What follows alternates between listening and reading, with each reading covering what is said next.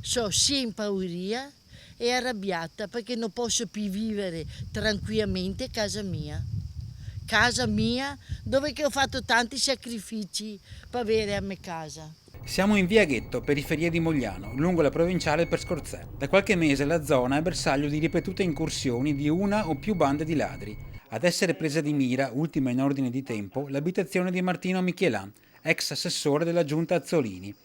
Primo tentativo dei ladri una settimana fa, a vuoto. Nuovo passaggio venerdì sera con il proprietario assente.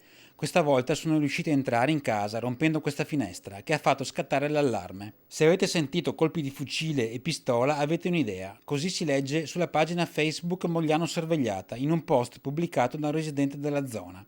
Sì, ho sentito in lontananza perché ho fatto anche i casi in fondo per là. Colpi di pistola o di fucile, 3 secondo alcuni, 2 secondo altri, sparati in aria da punti diversi, forse per spaventare i ladri. Sui cancelli di queste poche case, immerse nella campagna, campeggiano cartelli come questi: attenti al cane e al padrone. Agli inizi della stradina abita questa signora, esasperata ormai dalle continue Sì, qua si incursioni dei aspetta ladri. perché senz'altro chi venga qua.